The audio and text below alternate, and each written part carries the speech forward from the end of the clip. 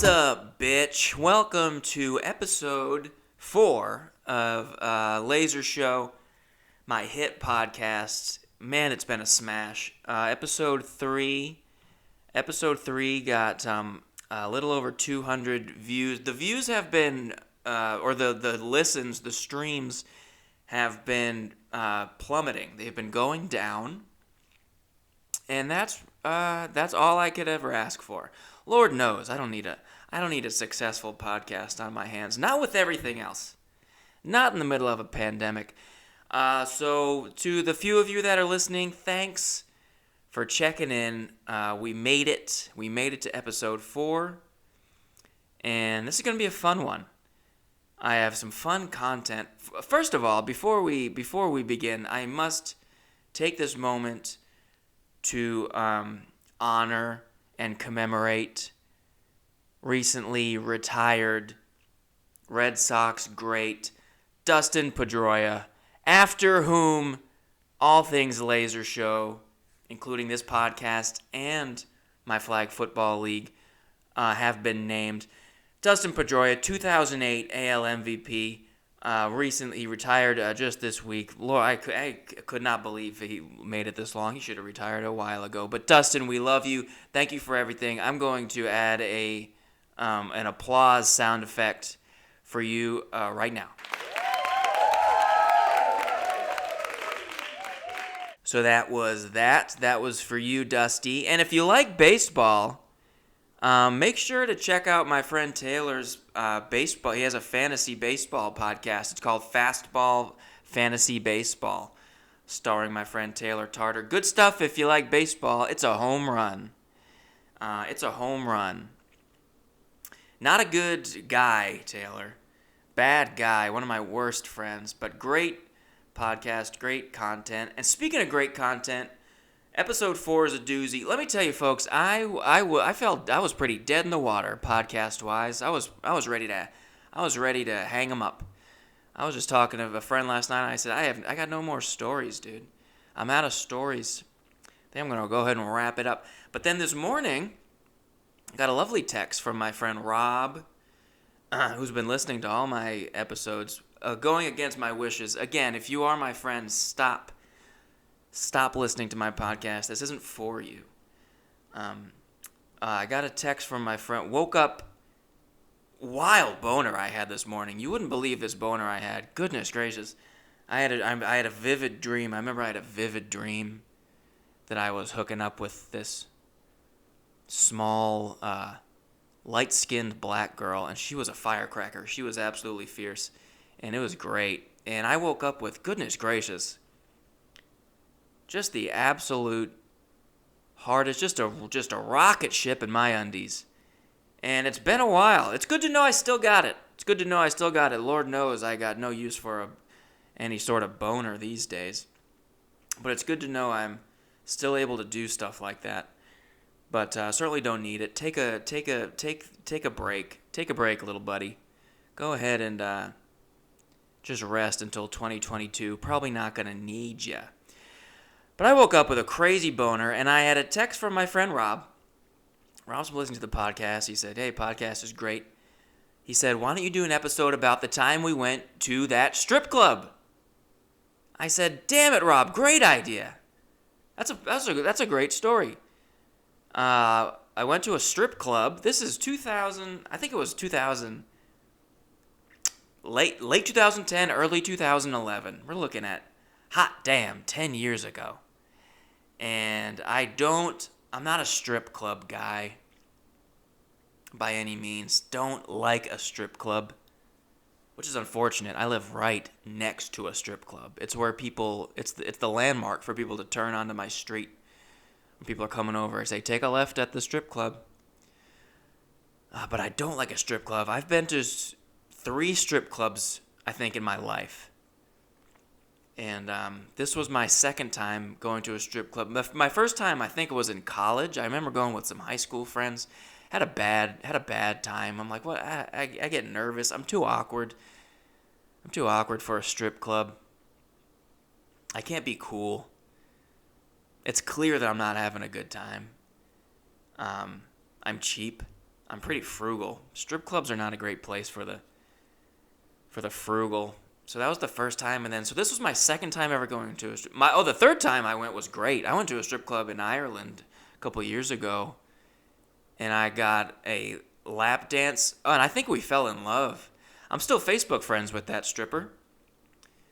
What's going on, Maristella? Maristella. Yeah, we exchanged information. We had a great time. Anyway, but the second time was not so good. Second time, this was my second time going to a strip club. It was in Santa Monica. I used to host an open mic comedy show at the West Side Comedy Theater. Highly recommend if you're in the LA area, check out the West Side Comedy Theater.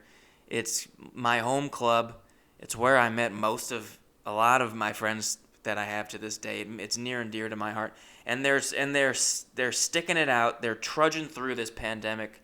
And when we get to the other side, if you can, go see a show at the West Side Comedy Theater. But I used to host the open mic there on Saturdays. And so I hosted the open mic. And afterwards, I was hanging out with a couple friends. It was me, it was Rob, it was Mad TV's Christian Duguay, and it was Those Who Can't's Ben Roy. Who knows if I should be saying their names? Who gives a shit? No one listens to this goddamn podcast. So I do the open mic, and then I'm out with these three other guys. We're on the 3rd Street Promenade, looking for a bar to go to, something. And I had just moved to LA, and I'm desperate to make friends.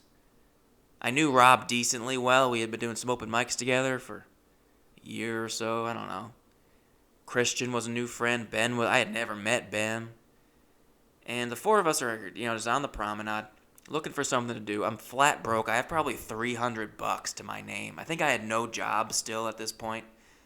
I was sharing a bedroom with an 81-year-old man at the time, which Rob also reminded me that could also be a good little episode.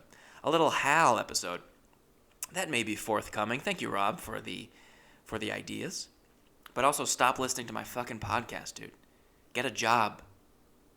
Rob, get a job. Be safe. So we're on the promenade chilling. It's whatever, 9 p.m. And this hot babe approaches us. Hot babe. And she has a bunch of business cards. And she comes up, she goes, "You guys will go to a strip club?" And we're like, "Nah." And she's like, "You sure? It's only $5." And she gives us this card. It's like, "Get into the strip club, $5." And we're like, "Well, shit, we got nothing else to do. We're kind of new friends." Hot babe barking at us with cards to go to the Silver Rain Gentlemen's Club. So we say, all right, you know what? Screw it. Let's go to the Silver Rain Gentlemen's Club. It'll be $5. I'm gonna go in. I'm thinking I'm gonna go in. I'm gonna hang out in the back, maybe get a beer, and I don't want to be throwing money around or anything like that. I really don't have any money. So we go to the Silver Rain Gentlemen's Club, and we go to get in, and I remember handing the bouncer or whatever the card, and he's like, "What the hell is this?" And I was like, I don't know, this girl gave it to us on the promenade. He's like, "This isn't real. It's $15 entry." I was like, "Well, god damn it. Well, we're here. I drove. We're here. Screw it. I'll pay the $15. I pay $15. We all pay $15 to get in."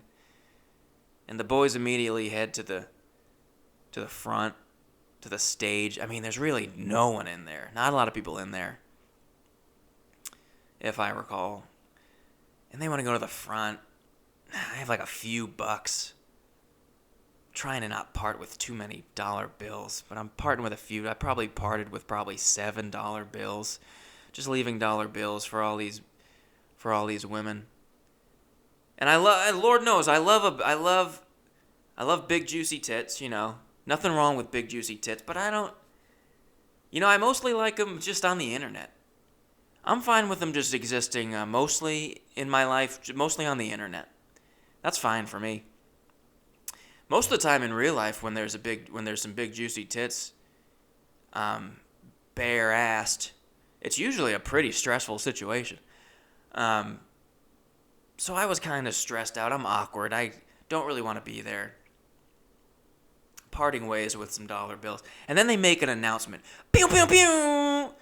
Ladies and gentlemen, mostly gentlemen, please, welcome, whatever, all the girls or something. And then like a whole parade of girls comes out on stage. A whole bunch of, probably, I don't know, 15 girls all come out. It must have been the hourly check-in. All the girls come out and they're playing music. And all the girls are like going to a different guy and flirting with them, talking to them. I'm like, oh, God, this is so gross and weird and fake. Like, you're not flirting with me. I got this one skinny, blonde, named, I think Lola or Luna. I think Lola. Lola comes up to me, and she gets in my ear, and, well, she's talking to me for a while, just awkward small talk, and then she whispers in my ear, she's like, do you want to do a... And I couldn't hear what she said. The music was so loud, and she kind of whispering in my ear. She goes, do you want to do a... And I said, no, I'm sorry, I don't know what that is. And then she said, and I quote, it just means you get a free lap dance. And I said, oh, well then, yeah. A free lap dance sounds awesome. I've never gotten a lap dance professionally. She goes, you get a free lap dance. I say, okay, sure. And none of the other guys do it. They're just sitting there, and I stand up, and I'm just like, yeah, I'm going to go with Lola. And they're all like, all right. Didn't you just say you have under $300 to your name? But okay, go have fun with Lola. So I go off with Lola for my free lap dance, and we go into a booth, a private booth, like in the back of the room. And I just sit down on the booth, and Lola gets completely naked, and she climbs on top of me, this Lola. And she's grinding on me, and she hadn't shaved or been waxed too recently. She was very stubbly. And she was grinding. I was like leaning back in the booth, and she was like grinding her genitals on my like stomach, and it was rough and it hurt. Her roughage of pubes. I remember my dad when I was a kid, he used to just grab my head, and he had like rough stubble on his cheeks, and he would just grab my face, and he would just grind my face against his, and it would hurt, and it was funny. It was abuse, but it was funny, and I was reminded of that when Lola was just rubbing her stubble on my stomach, and my stomach was turning red. It was like, it's kind of painful, but she's just grinding, and I'm not having a good time, and I don't know what to do. I put my hands on her like calves. Put my hands on her calves, I guess. I don't know what to do. So I start making small talk. I just remember asking her, so do you like this job? What a dumb thing to ask a stripper. And I remember she just goes, it's a job. Now I just went, yeah, for sure. Just so awkward. And one song goes by. Second song begins. And then this woman pops her head over the booth, some other employee, and goes, would you like to buy Lola a drink?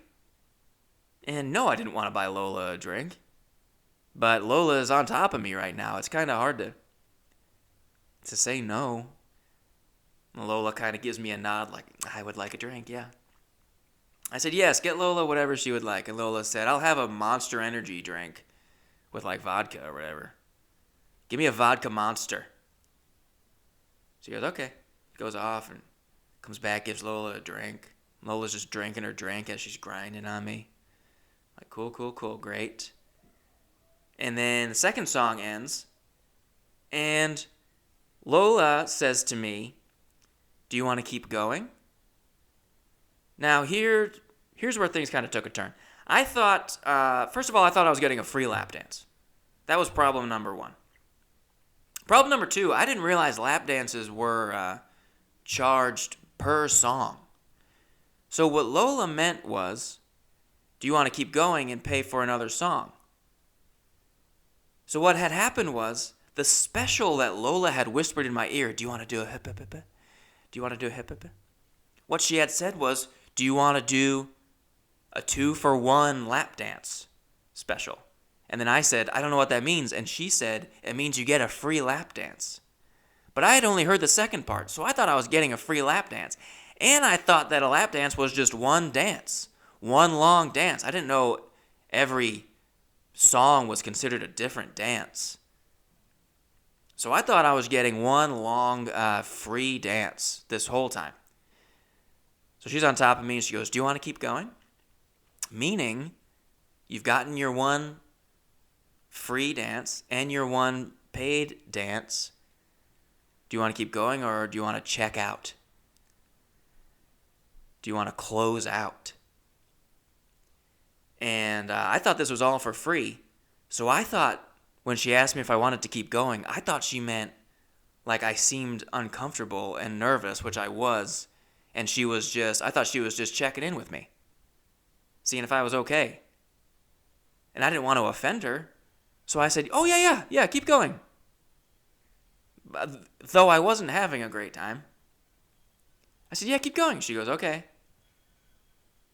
And she did another song, a third song. And then that song ends. And then a fourth song begins. And I don't say anything. She didn't check in with me this time. She just kind of read the room and saw that I wasn't resisting or anything. And then she grinded on me for a whole fourth song.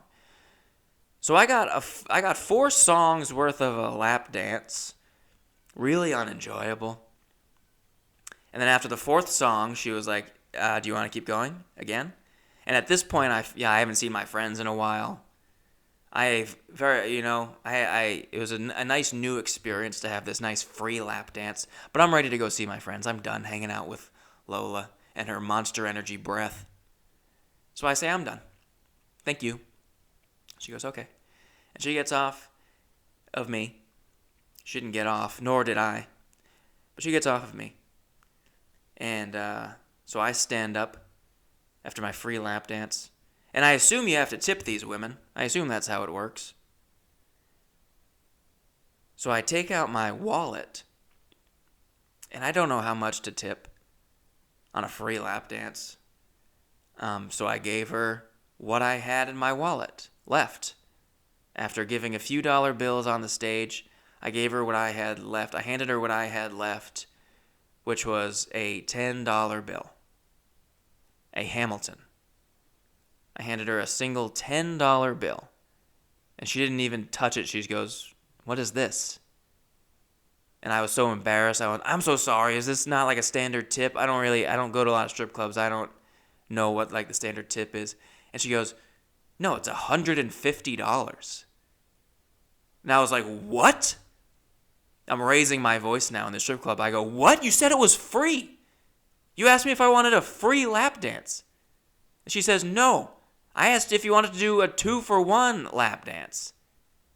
I said, I thought this was free. And she goes, I wish lap dances were free. I'm like, no, you don't.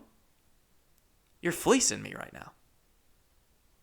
She goes, it's $150. I said, I don't have $150. She says, we have an ATM. I'm like, is this really happening right now? And I do the only thing I can think to do, folks. I start crying. Not a lot. I'm not bawling. But goodness gracious, folks, I'm crying because I have no money. I have a couple friends. My first couple years in LA were garbage trash.